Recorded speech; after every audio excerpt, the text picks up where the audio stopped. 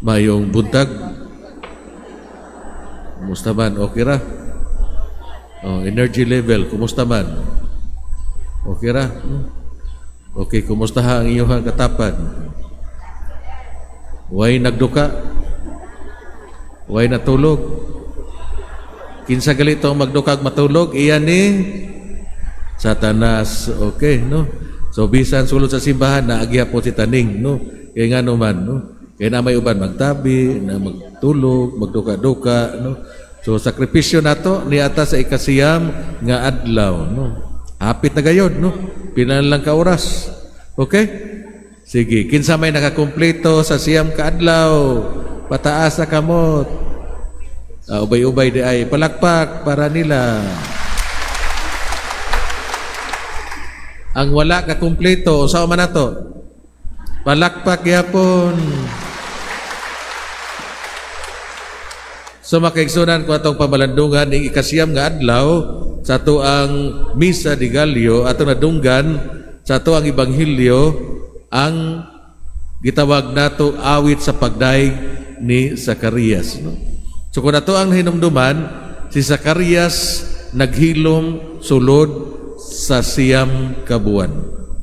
Nganong siya nganong naghilom man siya tungod kay wa siya mutuo sa mensahe sa Ginoo pinaagi sa anghel. Perhaps sa unang higayon wala siya malipay kay dili man siya makasulti ngadto sa uban, maglisod gayon. Pero sa paglabay sa panahon nawala ang iyang frustration ug andam siyang bidawat niini. Diha siyang pagkamalahutayon ug pagampo, suddenly iyang higugma ang pagsulay sa Ginoo nga gi-impose ngadto kaniya. Iya kining gigakos sa tibuok ug kinasingkasing ang iyang pagdawat niini. Tumausab na siya ato ang pamalandungan ug bantayan usab diha ato ang padayon nga pagpanaw ning kinabuhi, padayon pagpalig-on sa ato ang pagtuo. Nga adunay mga higayon, nga adunay mga pagsulay, no? Adunay mga problema, no? O hinaot unta nga dili kita mubulag sa Dios. No? Padayon nga mugunit kita kaniya, pagayon nga mo mangayo siyang bendisyon. No? Then after a while atong ma-realize nga ang maong mga pagsulay o ang maong mga problema nagpalig-on day kanato. No? Gitagaan ta niya kahigayunan diha sa taro nga pagpaminsar, no? Proper discernment diha sa mga sitwasyon nga muhimo kitag mga desisyon. So mga igsuon kun kita makita og tao nga nagantos anaa man siya sa hospital or home for the aged, anaa man siya sa mga asiras, kinahanglan atong dalhon ang mensahe sa paglaom. We need to bring them the message of hope. Ang pag-antos adunay kahulugan, ang bili sa pagtubos. Kung atong gihiusa ang atong mga pag-antos diha kang Kristo. No? So mao na siya sa mga tao nato nga masakiton, no? Labi na nga naa ang sakit nga cancer, no?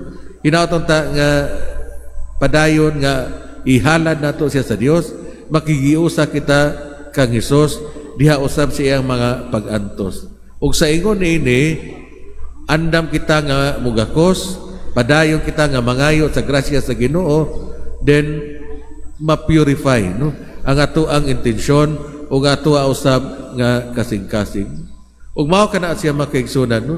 Kung maghisgot ang mga tigulang na ug mga masakiton sa atong panahon karon, kumusta man ang ato ang pag-asikaso o pag-atiman o pag-amuma kanila?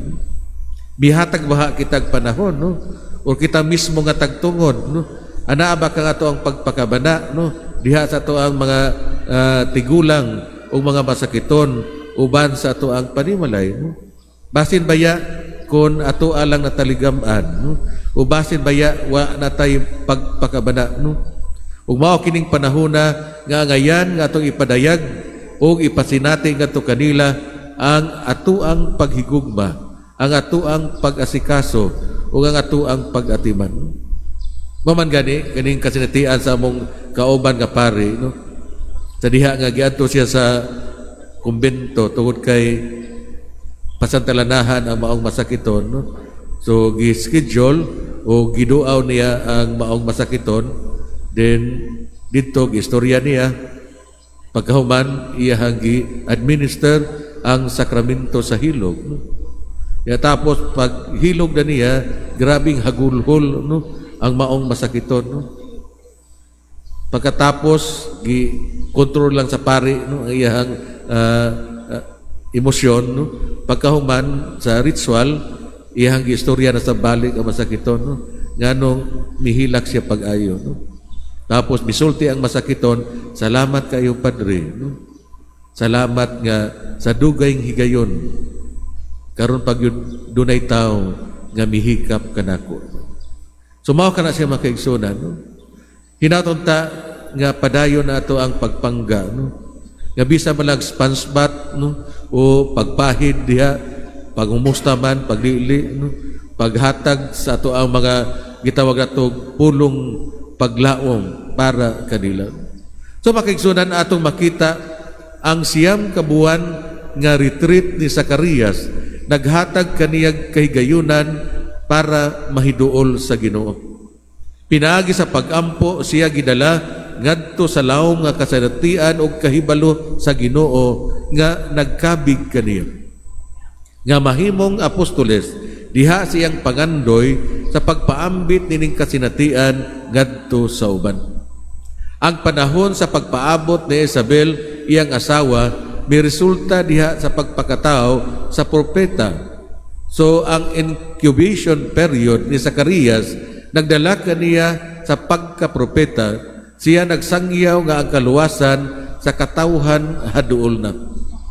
Kita adunay mga pulong sa kahibalo og mga pagdasig para sa uban kung ato ang madiskubrihan kung unsa ang pag-inusara uban sa Ginoo diha sa sikritong bahin sa kahiladman sa ato ang makasing-kasing. Ang kahilom mao ang agianan sa pagtuman ning kasuod ug panagiusan.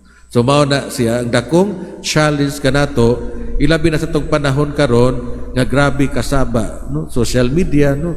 Mas taas pagaling panahon nga masitag tan-aw sa ato ang cellphone, no? O magpaluap sa ato ang Facebook account, Instagram ug uban pa, no? Aron lang anaa ma-link kita, no?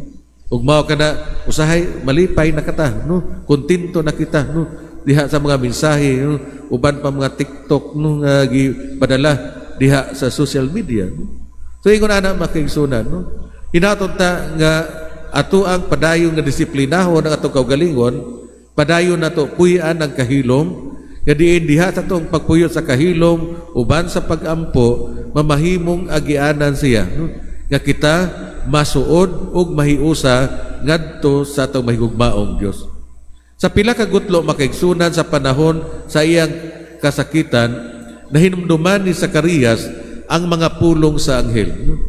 Og tungod kay wala ka man mutuo, maamang ka, dili ka makasulti hangtod sa adlaw nga matuman ang akong gisaad kanimo.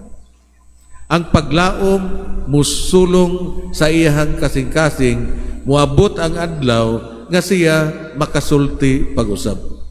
Aduna siya siyam kabuan nga iyang andamon ang iyang pakigpulong. Ang unang mga pulong nga iyang gilitok, samtang ang iyang dila naluagan, dili usa ka tunglo sa Dios tungod sa iyang pag-antos, kundili usa ka himno sa pagdaig alang sa iyang kaluoy sa makasala nga katawhan. Nasinati niya kini nga kaluoy sa iyang kaugalingong unod. Kita gituyo nga musulti sa kamatuoran, pinaagi sa pagsulti ang labing dako nga kamatuoran nga mao ang gibuhat sa Dios alang kanato o gusto nga buhaton alang sa matag usa ka tawo. Sa diha ang atong sinultihan ni resulta sa atong unang pagka mapamalandungon, pag-ayo ang atong pulong mamunga gayon. Ang atong sinultihan diha sa hiusa nato sa matag usa, kini usab makatabang para sa tao nga diin nga ato ang giistorya.